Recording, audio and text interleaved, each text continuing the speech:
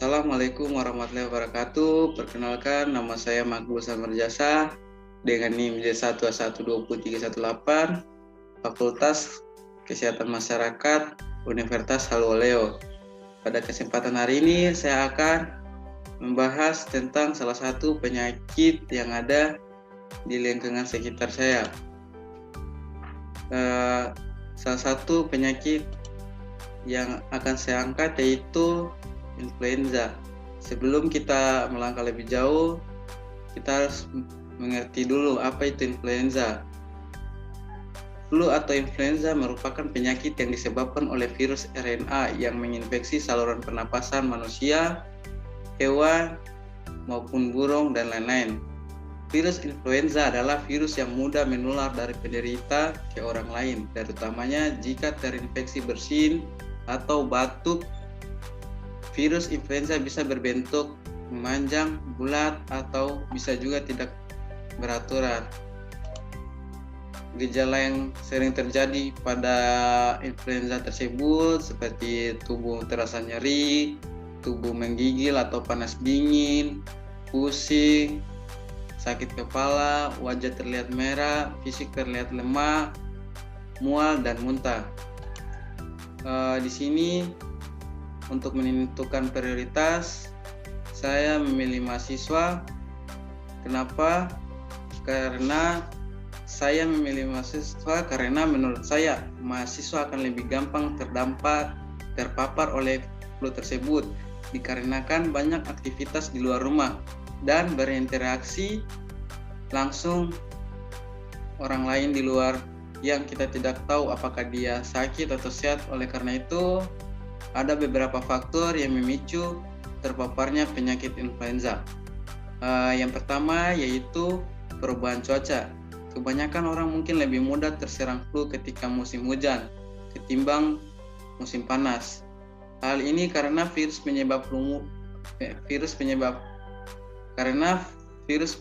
mudah berkembang dalam suhu dingin dan udara yang kering.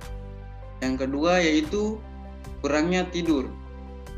Tidur adalah kebutuhan mendasar setiap manusia agar tubuh selalu bugar. Sayangnya, banyaknya yang tidak tahu kebiasaan begadang atau tidur larut malam bisa menjadi penyebab kita gampang kena flu.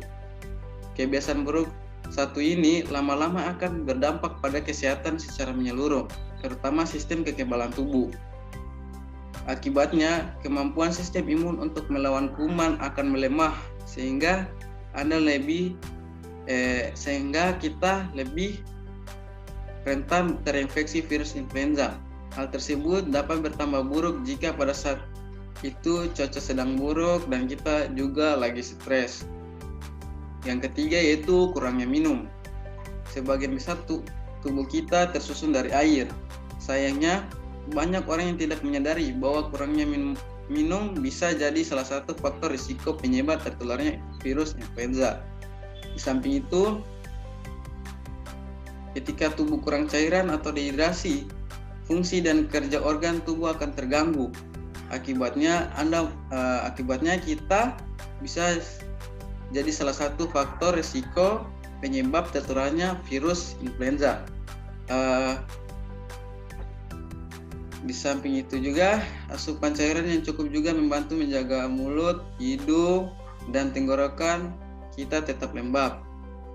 Jika mulut, hidung, dan tenggorokan kering, kita lebih mudah untuk terserang penyakit yang berhubungan dengan sistem pernapasan seperti flu. Untuk mencegah penyakit flu, pastikan kita meminum air putih setidaknya 8 gelas per hari. Namun sejatinya kebutuhan air setiap orang berbeda-beda. Kita sendirilah yang tahu seberapa banyak air yang kita butuhkan. Intinya minum setiap kali kita merasa haus atau bahkan sebelum sehingga kita kebutuhan cairan tubuh tetap terpenuhi. Yang keempat, kekurangan vitamin D.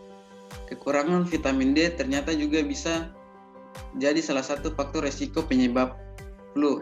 Selama ini kebanyakan orang mengira bahwa vitamin D bermanfaat untuk kesehatan tulang dan otot. Faktanya, vitamin D juga berperan untuk mencegah infeksi pernapasan akut. Di samping itu, penelitian lain juga melaporkan bahwa kekurangan vitamin D berhubungan dengan melemahnya sistem kekebalan tubuh. Seperti yang kita tahu, ketika sistem imun lemah, tubuh akan lebih rentan terkena berbagai penyakit termasuk flu. Untungnya vitamin D termasuk salah satu vitamin yang mudah didapatkan dengan berjemur di bawah sinar matahari, di bawah matahari pagi selama 10-15 menit. Kita sudah mendapatkan sebagian asupan vitamin D. Selain dari matahari, kita juga bisa mendapatkan asupan vitamin D dari makanan yang kita konsumsi sehari-hari. Misalnya seperti ikan, kuning telur, susu, hati sapi, dan jamur. Dan yang terakhir yaitu tangan tidak bersih. Sehari-hari tangan kita akan bersentuhan dengan benda-benda yang mungkin saja sudah dijajah oleh banyak kuman penyakit. Seperti kita memegang gagang pintu, telepon, keyboard komputer, dan benda-benda lain yang tanpa kita sadari bisa saja sudah terkontaminasi virus. Kebiasaan memegang muka seperti pipi, hidung, mulut, atau mata tanpa sadar bisa berisiko memindahkan virus influenza dari tangan yang kotor ke dalam tubuh. Akibatnya kita kena influenza. Itu sebabnya kita harus rajin-rajin mencuci tangan dan kebersihan diri kita. Tangan yang kotor membuat kuman cepat menyebar dan memicu berbagai penyakit. Namun, pastikan kita cuci tangan dengan cara yang benar. Oleh sebab itu, kenapa saya memilih prioritas mahasiswa? Karena gampang sekali bisa terpapar. Lalu kita akan menelusuri penyebabnya dengan membagikan kuesioner kepada responden. Lalu kita akan memberikan beberapa pretest kepada responden yang seperti yang kita lihat di depan ini, seperti mengenai penyakit influenza, apakah penyebab penyakit influenza, dan lain-lain. Kita akan tanyakan kepada responden apa mereka tahu tentang influenza tersebut. Untuk melakukan intervensi, kita melakukan dengan menggunakan media intervensi poster. Poster tersebut berupa ajakan agar kita lebih luas mengenali apa itu influenza, dampak dari influenza, gejala, dan lain sebagainya. Ini adalah salah satu dokumentasi proses pembagian poster sekaligus pemberian edukasi kepada mahasiswa maupun masyarakat sekitar tentang influenza tersebut. Nah, setelah kita memberikan pemahaman, edukasi kepada mahasiswa maupun masyarakat sekitar, kita dapat mengambil evaluasi sesudah kita memberikan pemahaman kepada mereka. Dapat kita lihat di sini sebelum mahasiswa maupun masyarakat yang belum tahu tentang lebih luas penyakit influenza tersebut. Salah satu contohnya seperti yang sebelumnya mahasiswa maupun masyarakat, menurut mereka penyakit influenza itu tidak menular. Nah, setelah kita mengedukasi kepada mereka lebih memahami lagi. Ternyata penyakit influenza itu dapat menular, bahkan gampang untuk tertular kepada kita. Terus seperti itu juga cara pencegahan influenza yang sebelumnya mereka tidak tahu, jadi tahu ketika kita sudah memberikan edukasi atau pemahaman tentang penyakit influenza yang lebih luas. Di sini saya bisa dapat menarik kesimpulan bahwa penyakit influenza itu berbahaya jika kita tidak tangani dengan serius.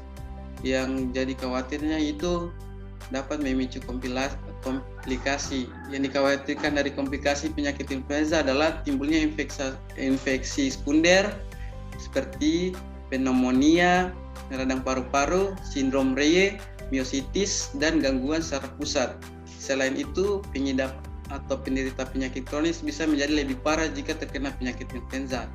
Beberapa penyakit kronis tersebut antara lainnya paru-paru kronis, jantung, asma, kencing manis, ginjal kronis, kelainan darah, gangguan status imunitas tubuh, dan sebagainya.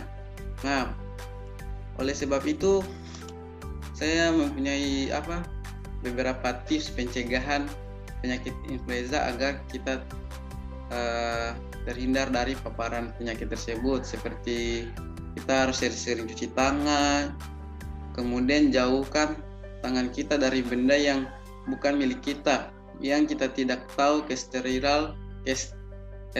yang kita tidak tahu bersih atau tidaknya. Lalu kita butuhkan istirahat yang cukup agar imun kita menambah. Kemudian kita butuh istirahat yang cukup. Kalau perlu kita vaksin flu agar menambah imunitas kita. Lalu kita mengonsumsi makanan sehat, terus sering berolahraga.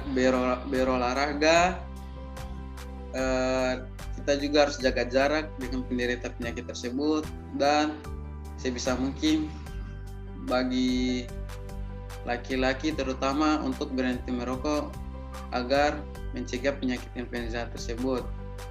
Mungkin itu saja yang bisa saya paparkan pada hari ini.